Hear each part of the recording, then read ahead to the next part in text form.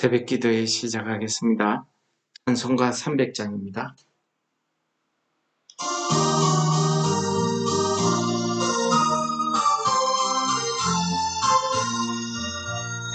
내 맘이 낙심되며 근심에 눌릴 때 주께서 내게 오사 위로해 주시네. 가는 길 캄캄하고 괴로움 많으나 주께서 함께하면 내 짐을 지시네. 그네가 내게 족하네. 그네가 족하네. 이 괴로운 세상 지날 때 그네가 족하네. 희망이 사라지고 친구 날 버릴 때 주 내게 속삭이며 새 희망 주시네. 싸움이 맹렬하여 두려워 떨 때에 승리의 왕이 되신 주 음성 들리네. 그네가 내게 족하네. 그네가 족하네. 이 괴로운 세상 지날 때 그네가 족하네. 번민이 가득 차고 눈물이 흐를 때 주 나의 곁에 오사 위로해 주시네. 환난이 닥쳐와서 어려움 당할 때 주님의 능력 입어 원수를 이기네. 그네가 내게 족하네. 그네가 족하네. 이 괴로운 세상 지날 때 그네가 족하네. 아멘. 오늘은 신명기 3장 26절부터 마지막 39절까지 말씀을 봉독하도록 하겠습니다.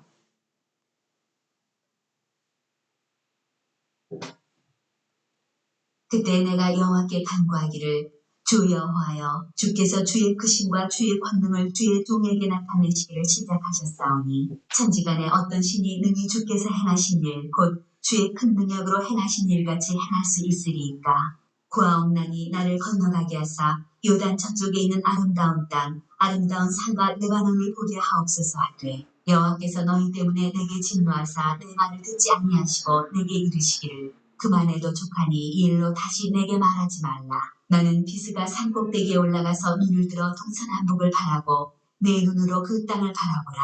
너는 이 요단을 건너지 못할 것임이니라. 너는 여호수아에게 명령하고 그를 담대하게 하며 그를 강하게 하라. 그는 이 백성을 거느리고 건너가서 내가 볼 땅을 그들이 기업으로 얻게 하리라 하셨느니라. 그때 우리가 벳보을 맞은편 골짜기에 거주하였느니라. 아멘. 오늘 신명기 3장 마지막 부분은 모세의 기도와 하나님의 대답으로 이루어져 있습니다. 이 모세의 기도의 내용은 우리가 읽었다시피 가나안 땅에 들어가게 해달라는 간청이었습니다. 그런데 이 간청이 하나님으로부터 거절당했다고 이야기하고 있습니다. 하나님께서 그 대신에 여호수아를 후계자로 세워서 그를 통해서 이 백성들을 데리고 가나안 땅에 들어가게 하시겠다 하는 하나님의 계획까지도 말씀하고 있는 내용이 보여지고 있습니다.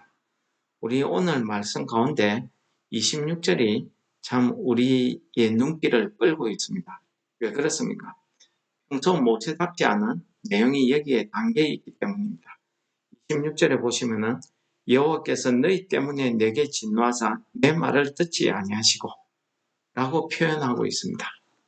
이 지도자 모세가 어떤 사람입니까? 지금 이때까지 오기까지 이 지도자 모세는 이 백성들이 하나님 앞에 원망하고 하나님의 벌을 받을 때마다 그는 이 백성들을 위해서 목숨을 내어놓고 기도했던 사람입니다.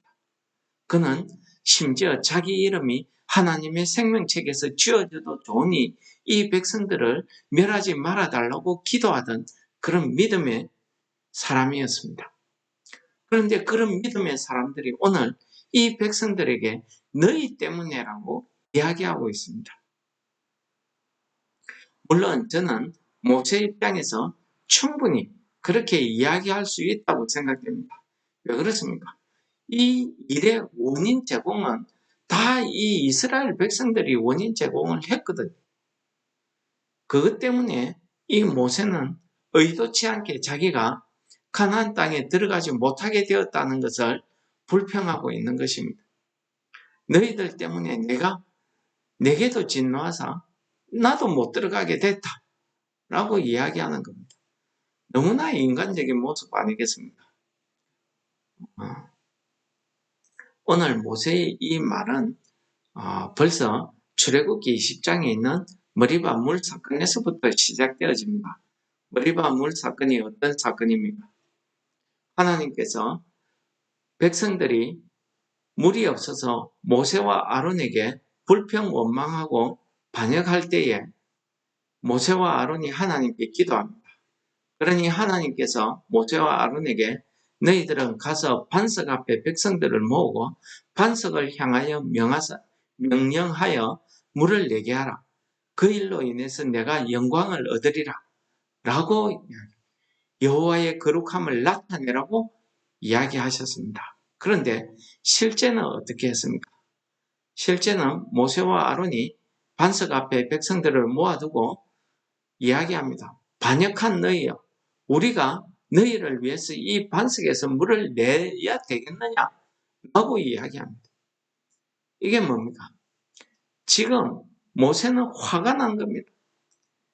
도대체 언제까지 이렇게 불평 원망하고 이렇게 반역할 것이냐 하는 것이. 그래서 하나님의 말씀을 잊어버리고 지팡이로 반석을 2번 칩니다. 그 일 때문에 하나님께서 모세와 아론에게 이야기하십니다.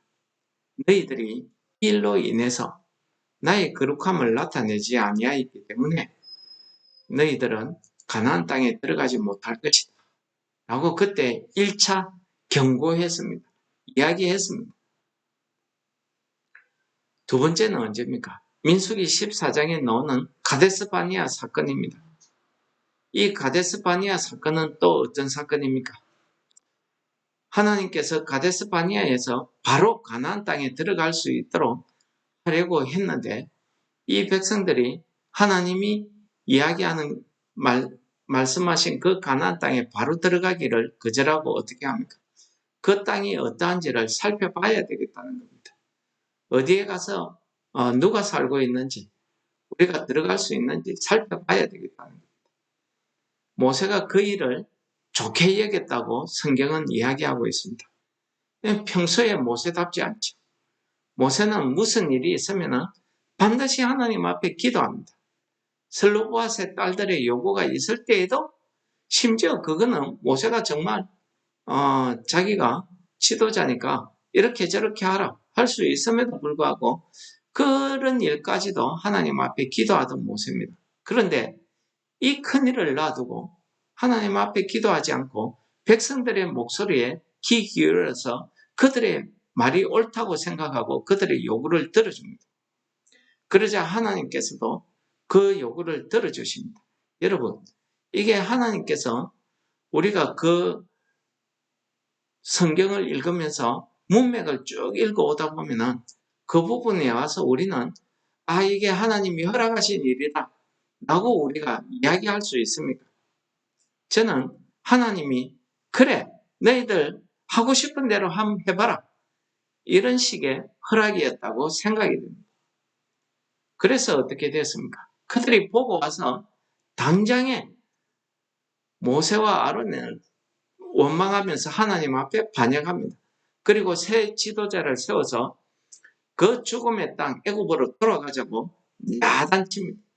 그러다가 하나님의 진노를 받게 되죠. 그때에도 이야기하십니다. 이 반역한 무리는 20세 이상으로 모든 백성들이 다 죽고 약속한 땅에 들어가지 못할 것이다 이야기하죠. 다만 눈의 아들 갈렙과 여호수아는 내 말에 순종했기 때문에 그들 외에는 다 죽고 그들이 죽으리라 했던 그 어린아이들과 유아들만 들어갈 것이다 라고 하나님께서 말씀하십니다. 이때에도 모세는 들어가지 못한다고 아예 그 말씀에 포함이 되어 있습니다. 우리가 이것 보면은 우리가 참 구원받아서 천국에 들어갈 사람, 들어가지 못할 사람이 이 믿음 하나로 벌써 판가름 나는 것 같습니다. 참 이것 보면은 믿음이 무엇인지요? 믿음은 하나님의 말씀에 그대로 순종하고 지켜 행하는 것 아니겠습니까? 예수님께서 십자가에 달리실 때에도 참 양쪽에 두 강도가 달렸습니다. 평생 선한 일이라고는 해보지 않은 두 강도 중에 한 사람이 예수님께 자기의 영혼을 부탁합니다. 그는 죽기 전에 이 예수님이 참 하나님의 아들이고 이 예수님께 내 영혼을 부탁하면 내가 구원받겠다는 그 믿음으로 부탁했습니다. 그래서 그는 구원을 받았습니다. 여러분, 구원받는 일, 이 가나안 땅에 들어가는 일은 하나님께서 정해놓은 것 같지만은 사실은 우리의 믿음의 결과가 이 가나안 땅에 들어가고 못 들어가고를 판가름하는 것 같습니다. 어떻게 생각하십니까? 하나님께서 그렇게 말씀하시면서 모세에게 이르시기를 그만해도 족하니 이 일로 다시 내게 말하지 말라 하시면서 모세에게 대신에 비스가 산 꼭대기에 가서 동서남북을 바라보고 이 이스라엘 백성들이 들어가서 살게 되는 그 땅을 바라보라는 마지막 은혜를 베풀고 있습니다. 실제 느보산에 올라가서 모세가 신명기 마지막 장에 보면은 느보산에 올라가서 모세가 마지막 운명을 하게 되죠. 그때에 모세가 그 이스라엘 백성들이 들어갈 가나안 땅을 바라보게 됩니다. 여러분, 하나님께서는 끝까지 이 모세에게 은혜를 베푸시는 것 같습니다. 하나님께서 주시는 이 은혜가 모세에게는 족하다는 것입니다. 우리 고린도후서 12장에 가면은 고린도 교회에 두 번째 편지를 쓴 바울 사도의 신앙 고백이 간증이 거기에 기록되어 있습니다. 그 간증의 첫머리가 뭡니까? 나도 다른 사도들보다 훨씬 신령하고 능력이 있다. 그런 뜻으로 나도 하늘나라에 천국에 가봤다. 삼천천에 올라가봤다. 라고 이야기합니다. 그러한 바울이지만은 이 바울에게는 약점이 그 가시가 하나 있었다고 합니다. 그 가시가 사탄의 가시라고 이야기합니다. 사탄의 가시가 무엇이겠습니까?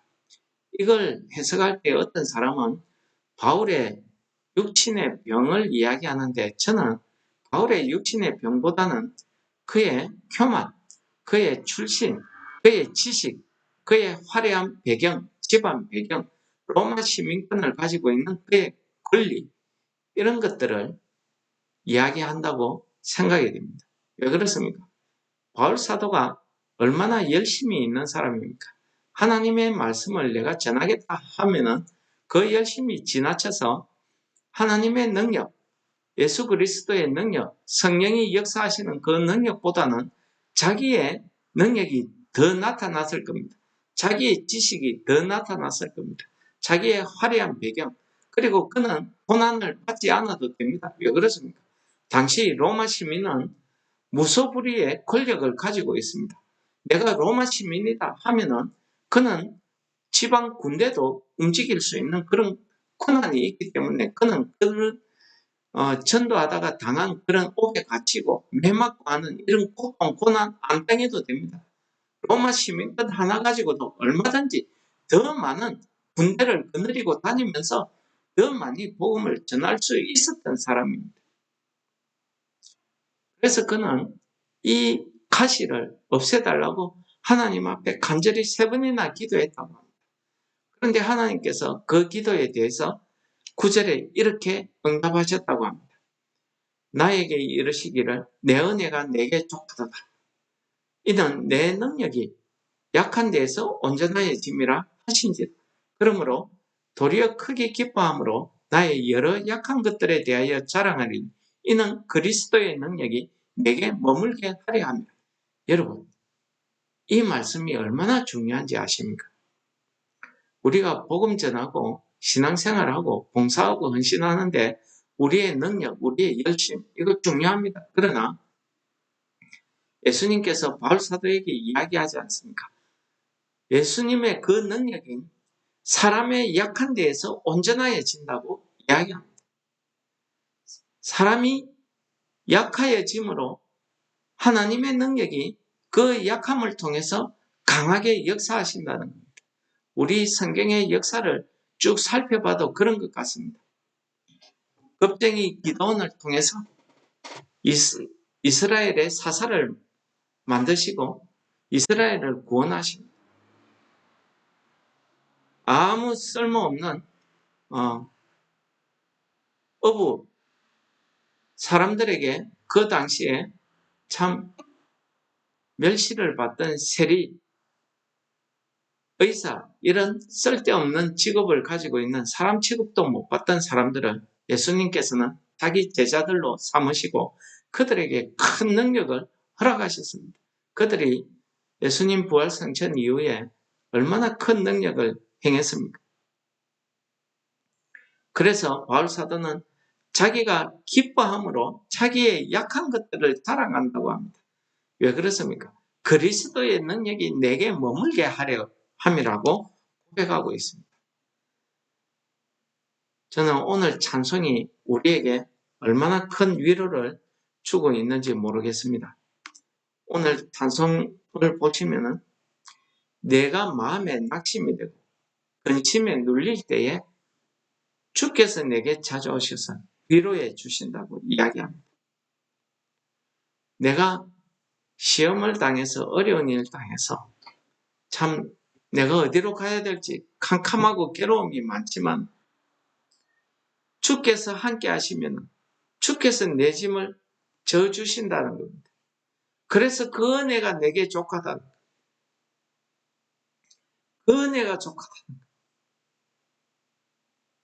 이 괴로운 세상 지날 때 그 은혜가 족하다.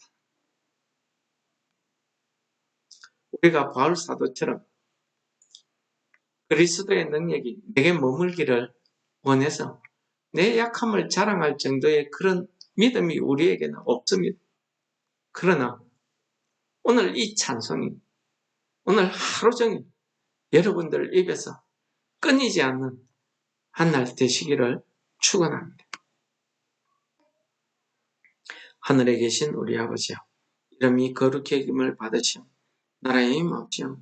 뜻이 하늘에서 이룬 것 같이 땅에서도 이루어지이다. 오늘날 우리에게 일용할 양식을 주옵시고 우리가 우리에게 죄 지은 자를 사하여 주는 것 우리 죄를 사하여 주옵시고 우리를 시험에 들게 하지 마옵시고 다만 악에서 구하옵소서. 내게 나라와 근세와 영광이 아버지께 영원히 사옵나이다. 아멘.